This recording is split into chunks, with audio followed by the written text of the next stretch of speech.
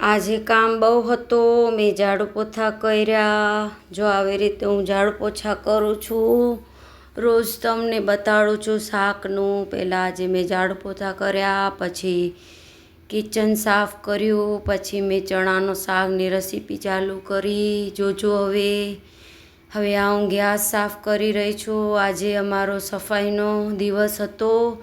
મેં આજે આખો કિચન સાફ કરી લીધું। અને ગરમી બહુ છે ફ્રેન્ડ્સ। ચેનલને લાઈક કરજો, સબસ્ક્રાઈબ કરજો। વિડીયો કેવો લાગ્યો કમેન્ટમાં જણાવજો। આજે આખે રસોડો સાફ સફાઈ કરી, પછી મેં ચણાનું શાક બનાવ્યું। જોજો મારે વિડીયોમાં બને રહેજો, હું કેવી રીતે સાફ સફાઈ કર્યો, કેવી રીતે શાક બનાવ્યો।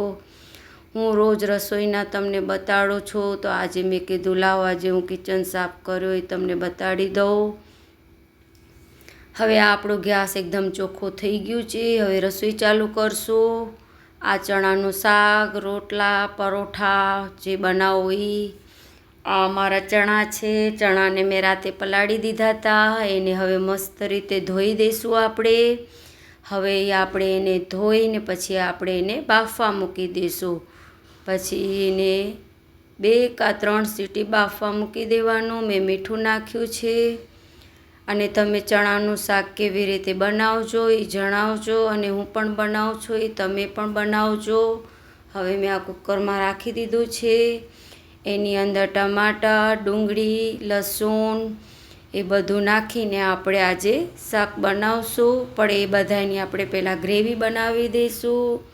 આ ટમાટાની ગ્રેવી બનાવી લીધી છે। હવે કાંદા અને લસણની આપણે ગ્રેવી બનાવશું સરસ રીતે।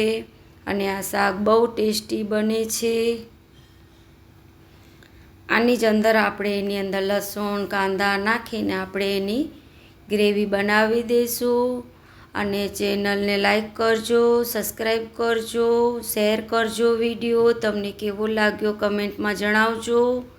હવે આ બધાની ગ્રેવી રેડી થઈ ગઈ છે। ચણા પણ આપણા બફાઈ ગયા છે સરસ રીતે। હવે એની અંદર આ બધું કોથમીર છે એ બધું નાખીને, આ 2 લીલા મરચાં છે, તેલ હવે આપણે કઢાઈમાં લઈ લઈશું।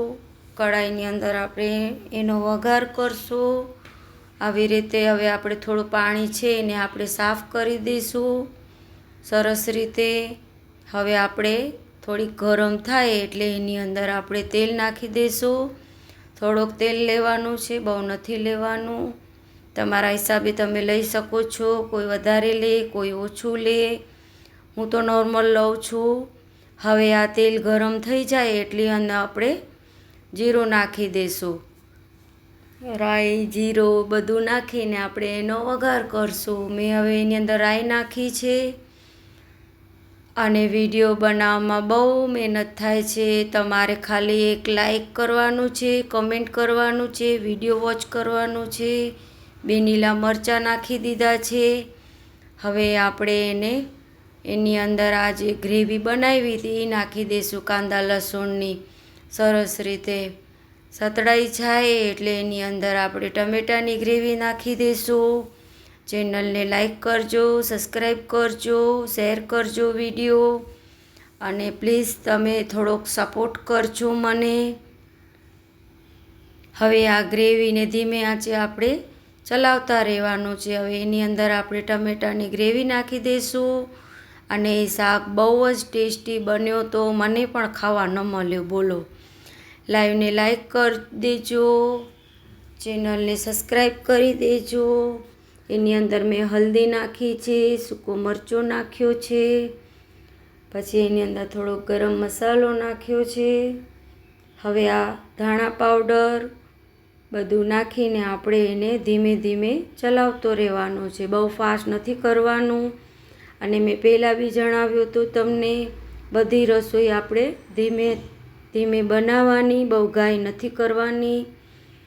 અને મેં આખો વિડીયો વ્યવસ્થિત બનાવ્યો છે, એમાં ક્યાંય મેં એકે એડિટિંગ નથી કરી અને ક્યાંય હું સ્કીપ પણ નથી કર્યો। આ ચણા મેં એની અંદર નાખી દીધા છે। હવે ધીમે ધીમે આપણે એને ચલાવતા રહેવાનું છે। સરસ શાક બન્યો છે અમારો, સુગંધ બી સરસ આવે છે। અને ઝટપટ પણ બની જાય ચણાનું શાક. તમે જણાવજો મને કેવી રીતે બનાવો છો તમે. ઉપરથી હું કોથમીર નાખી દીધી છે. હવે આપણે કાલે મળશું.